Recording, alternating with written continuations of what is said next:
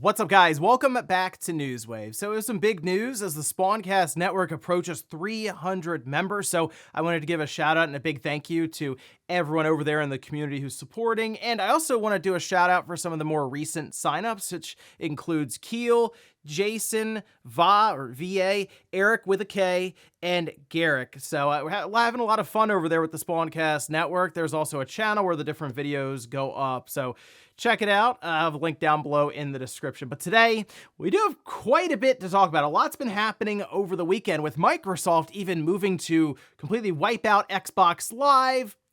Sort of. They have a bit of a strategy here that goes into Game Pass, go figure. We also have Sony seemingly preparing a very quick turnaround for a certain PlayStation 5 remaster, and could SEGA ever do a Saturn mini console?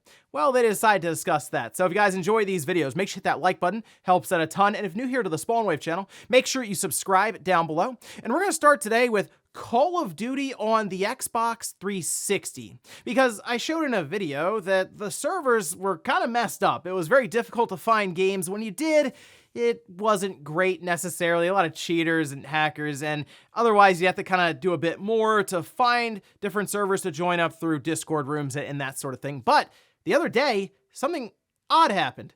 Their servers were fixed. Yeah, in fact, you can see this tweet that was posted up by Idle Sloth saying that the 360 Call of Duty servers are back online, and a bunch of people are now flooding back to these titles. Black Ops 1, over 123,000 people were online at the time of the screen grab here. Black Ops 2 had over 11,500, and Modern Warfare 3, over 79,000 players.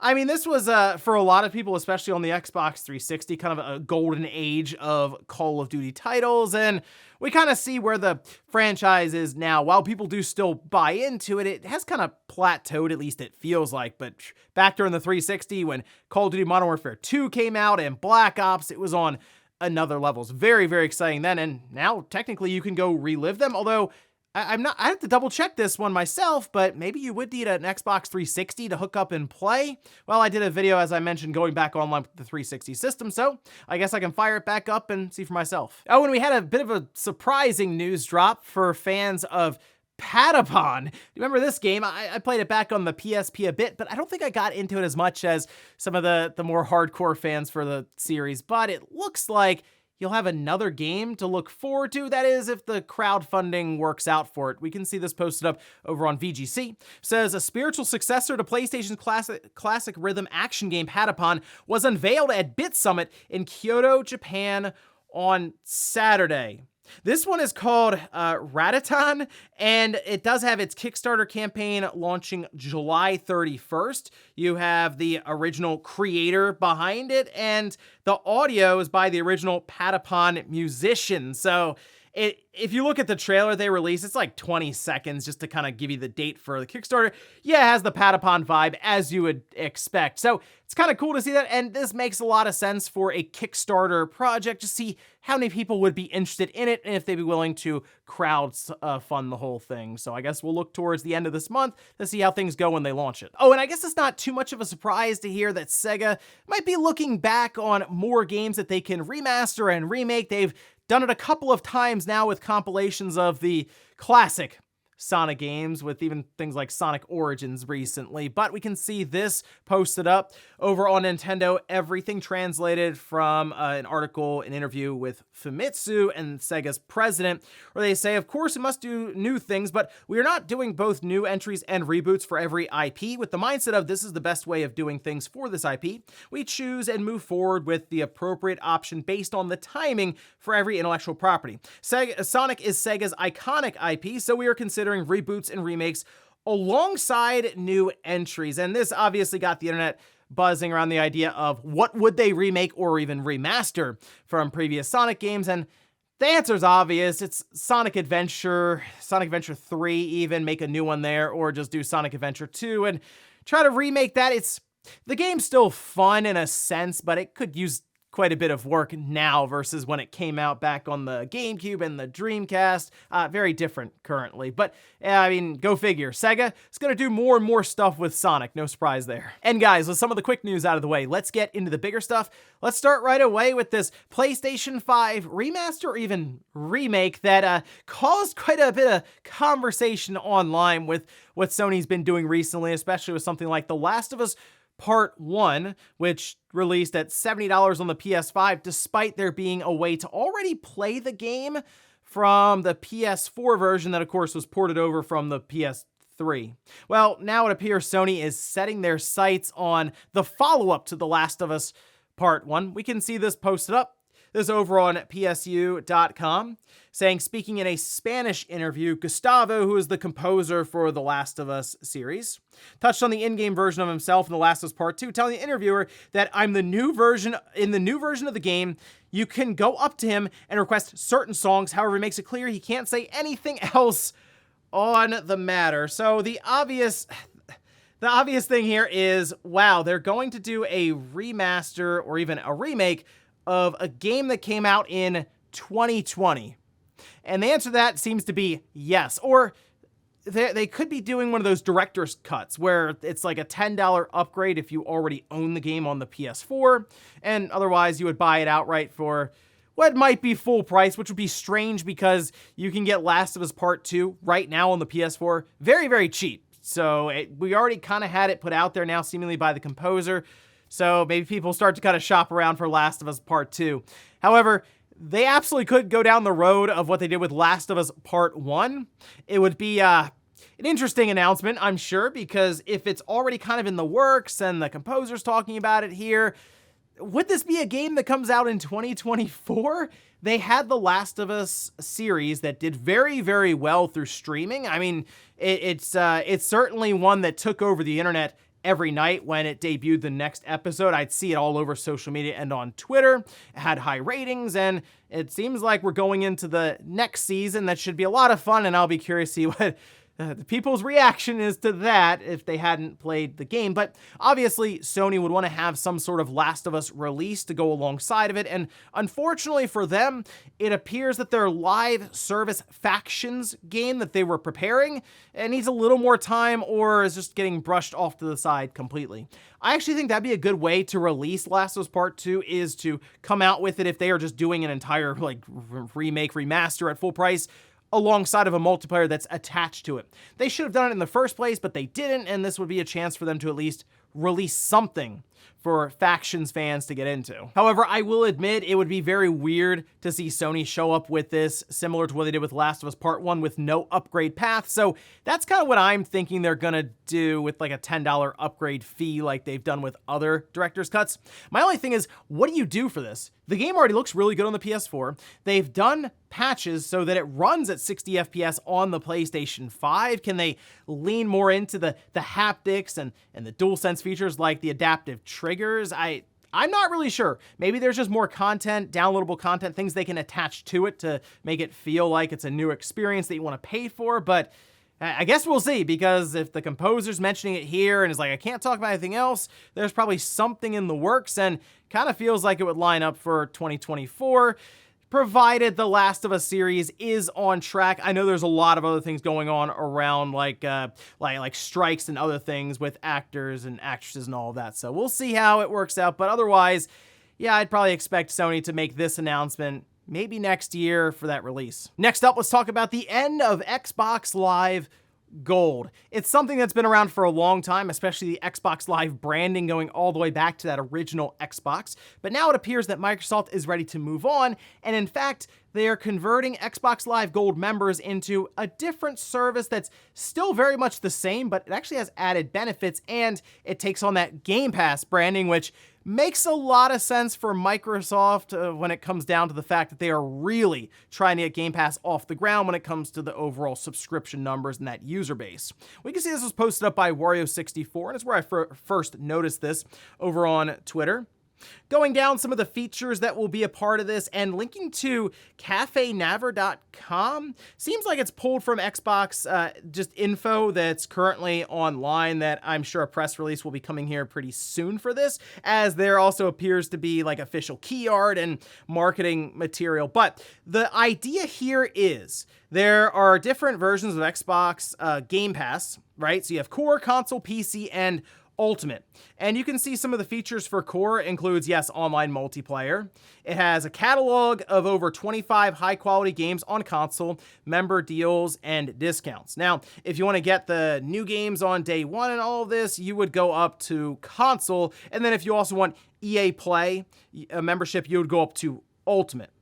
So looking at the games that they have available for this as soon as it launches, I mean, it's actually pretty good. Among Us, Descenders, Dishonored 2, Doom Eternal, Fable, Anniversary, Fallout 4, Fallout 76, Forza Horizon 4, Gears 5, Grounded, Halo 5, Halo Wars 2, Hellblade, State of Decay 2, Psychonauts 2, and so on. So there's quite a bit of value there as opposed to the Games with Gold library, which was barely there. All right, that's the best way I can describe what we were saying. The price still stays the same, either $10 per month or $60 per year. These changes will go into effect September 1st, and Games with Gold will no longer exist on that same day, so they're just going to transfer you over into that Game Pass Core model. And really, it definitely looks better than what we've had with Xbox Live Gold. I still think the move for Microsoft is just to eliminate the need for online play being attached to a subscription service. That would once again work to change the overall structure of these subscription services across the board. If Microsoft is just providing online multiplayer for free, you would expect Sony and Nintendo probably to follow suit with it, because that's just really tough to compete with. Now, the interesting thing about this, when it comes to just Microsoft as a whole, they've really been trying to push these Game Pass numbers up, and they were kind of getting quiet about how many they had subscribed to the service, probably because it wasn't growing at a rapid pace. But now converting Xbox Live Gold members over to Game Pass Core, it seems like they may add an additional 20 million or so. I think, like, we've had reports that Xbox Live Gold and Game Pass combined was over 50 million or so. So you do that, you move some of the titles around for the different memberships, and boom, you have a bunch of Game Pass subscribers that you didn't have literally the day before. Yes, it's technically just changing names and stuff in the database, but it works. They're getting more and more people into Game Pass through technicalities, but that will end up doing it after 21 years for Xbox Live, that finally being retired by Microsoft in the future is Game Pass. Next up, let's talk about some regulation that's been adopted by the European Council, and I think this is a great idea. I mean, it's only good for consumers, so I'm all about this, because it'll also make it so you can remove the battery in your own system. So say your phone or your gaming handheld like your Switch or Steam Deck, where before we were able to remove batteries pretty consistently, or maybe you need like a little Phillips head or something, but it was very easy to do. Now, none of these companies want you removing batteries, but we can see this posted up by Overkill.wtf, who did also get a response and some more clarification on this, saying newly adopted European Union regulation has outlined how all devices sold by 2027, including those found in gaming handhelds, will need to have a user replaceable battery. This regulation, adopted by the European Council just this week, aims to strengthen sustainability practices around the entire life cycle of a range of portable batteries, and this includes right to repair powers for end users. Now, it won't go into effect until 2027, so 4 years from now, but if you consider the fact that even if it would only apply to new devices, which is being mentioned, let's say Nintendo does have their next system in 2024, they still do revisions like the Switch OLED. If they did something like that for their next system, yeah, it probably would end up in or around 2027, at which point they would redesign the platform so that it could have a removable battery. I'd be fine with that. That's great. I think their next system should just have an easier to access battery, as opposed to now where the thing's glued down. It's not an easy thing to necessarily pull out of your system without even bending it, or then you have to get all the screws out of the back. Whereas before with the 3DS, yes, there were Phillips head screws for the original 3DS that you had to get out or at least loosen to then pull the battery, but the battery itself was easily removable, and in fact, it was designed to be swapped. Now, this would also apply to something like the Steam Deck or the ROG Ally or any of these other PC handhelds that we see pop up, and I guess your phone, which that's been a whole thing, right? Like, the cell phone has went from a battery that was removable completely. You could upgrade the battery with different backs on it, and you could technically hard shut down your phone or hard reboot it by pulling the battery. Oh, well, that's gone now. So I would like us to go back to that point. I know it would probably thicken phones a bit, but to me,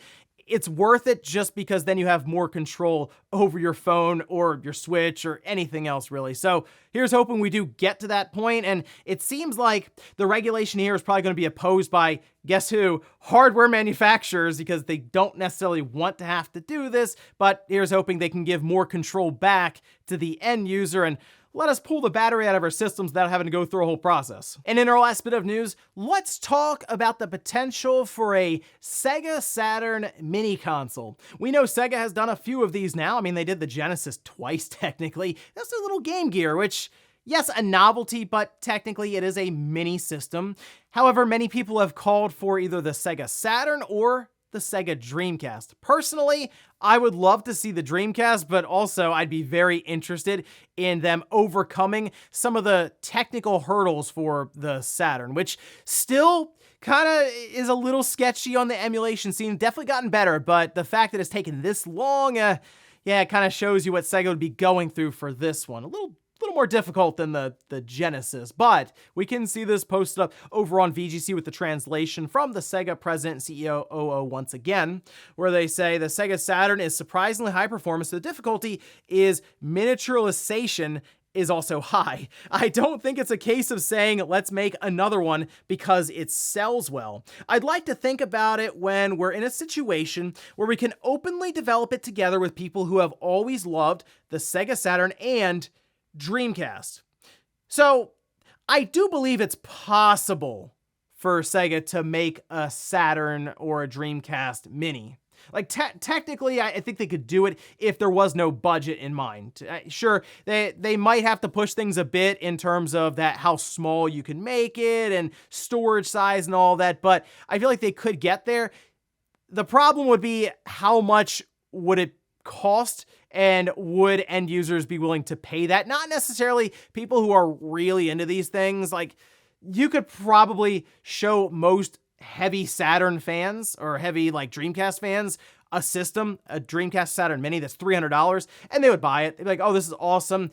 It'll have the cool little box that comes with it. It'll have the controllers that are recreated, and it'll have a selection of 30 games or something. Great, I'm on board. But the mainstream, the end user that typically would walk into a Walmart or Best Buy or something to buy a random plug and play, probably not spending that much. We've seen it even with Sony, who had a lack of effort, it felt like, with their PlayStation system, and that was $100. So how much do you think a Dreamcast or a Saturn Mini would cost when Sega tries to go all out with it? Because the big thing I'll at least give Sega is when they do attempt one of these mini systems, as we've seen with something like the Genesis Mini, they do a lot in terms of, we'll say, fan service and paying homage to that generation and that system. So I would love to see them do a Dreamcast or a Saturn just because of the effort they put into these things, but I also understand there's a whole cost factor there. But here's hoping Sega is willing to take the plunge, and even if it was like $150, I don't know, $200, that would probably be pushing it. I mean, I'd be there day one. Let me know which you'd rather have, though, a Saturn or a Dreamcast Mini. And before we go to the comment of the day, where I take a look at the poll that I posted up yesterday, where I ask, which of these dormant Activision Blizzard franchises would you like to see Microsoft revive? Wow, check this out. 37% say Guitar Hero. That's even over StarCraft that came at 25%, and then Prototype at 22%. Interesting. Maybe people would just like to see what Guitar Hero would look like now. I'm not sure, because that genre completely fell off, I feel like anyway, in games where, you get together with a bunch of friends and you guys would have an entire band just in Rock Band, or you'd take turns going through some of the hardest songs with Guitar Hero. But really, after a little while, people just stopped buying them, I guess, and it wasn't worth putting the money and the R&D into creating those accessories, which making those guitars and the drums, That was a lot of work. So I don't know, would people be interested? Maybe. I would like to see it as well, just based on maybe what they can do with some of the accessories, the guitars, and I guess what they can get out of that game and how they can put a bit of a twist on it now. And we'll finish up with the comment of the day, as you're seeing here. This is from Princess saying, the eShop deals page can't load more than 500 games before completely freezing, and it's always 1,000 to sometimes 2,500 plus games on the page. There is no way to see all the discounted games. The Wii eShop was better. It even looked better and had music. You know, the music thing keeps getting brought up a lot with the Switch, where it's just very quiet. You just go on there and you scroll through stuff, and people say, hey, you know what? It's just there to deliver the games to you. And technically, when you find the game, if you can find the game, it does at least let you download it properly. Their payment information goes through. But I don't know, there is a bit of a personality factor that we don't have like we did with previous systems. I mean, come on. If that Wii music starts playing from like the original Wii for that shop music, you'd be able to spot it immediately. You would know exactly what it is. Even to this day, I see people pass it around on Twitter because it is that memorable. And ladies and gentlemen, that's gonna do it here for Newswave. If you enjoyed this video, guys, hit that like button. If not, hit the dislike. Leave comments down below about everything we talked about here today, where Sony seemingly preparing a remaster or a remake of The Last of Us Part 2. Would that be too soon? I don't know, 4 years after it came out? And then also, what about Xbox Live, the branding coming to an end, but now Game Pass Core being introduced? Thanks guys for watching, and I'll see you next time.